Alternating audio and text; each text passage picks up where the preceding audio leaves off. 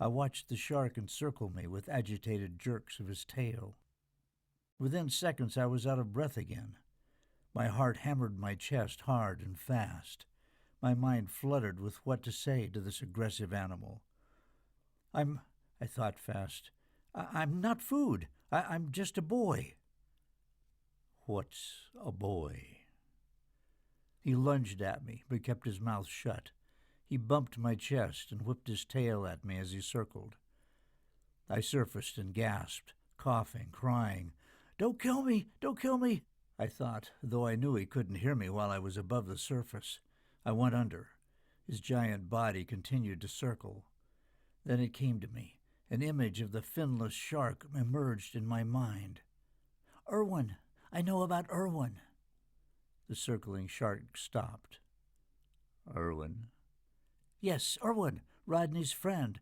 I know about his fins, the ones he lost." The white-headed shark shot toward me, his mouth inches from my face. "You know how he lost his fins?" Yeah," I lied. I remembered how Rodney referred to the men on the boat. I know about the surface predators," I continued. The shark stared at me with one small dark eye at a time from each side of his head. "How do you know about surface predators?" he asked. "Are you one of them?" "No, I told you, I'm Rodney's friend, and I want to help." "How?" He bumped me. "Tell me how." "Take me to Rodney," I eased back. My lungs burned. I needed another breath. He kept staring at me. He looked angry, hungry. "Please," I begged, "take me to Rodney. I want to help." He grumbled. He looked me over from head to foot. "Okay, but no sudden moves." He eyed me again. "The name's Lorenzini." "My name is—" "I don't care who you are. If you're worth anything, Rodney'll tell me your name. Now follow me." He spun and shot away. I kicked and paddled to the surface. I gasped for a clean breath as I watched Lorenzini's dorsal fin zigzag away. He stopped and turned back to me. I held my breath and submerged. Lorenzini approached. "Why aren't you following?"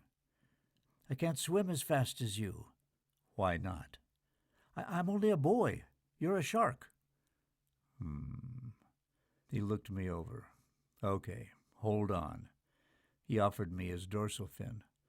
"Also," I added, I need to stay at the surface." "Why?" He stuck his face to mine, awaiting an answer. "I can't breathe water. I need air."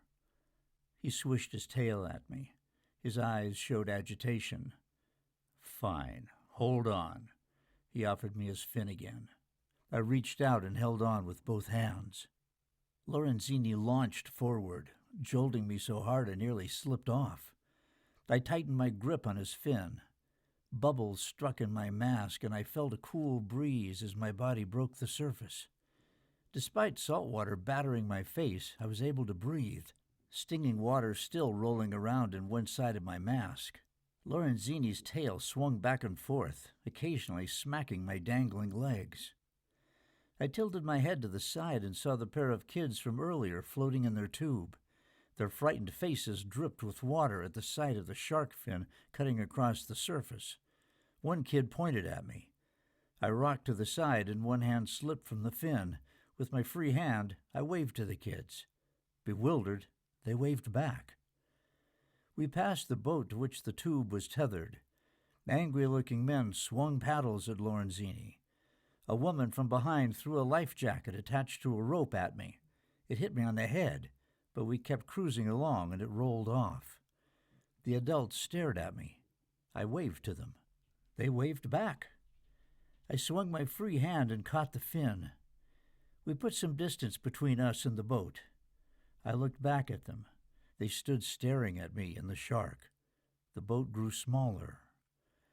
Behind me on the other flank, I barely made out the short dock and patch of grass where I had entered the water. I thought about Dad.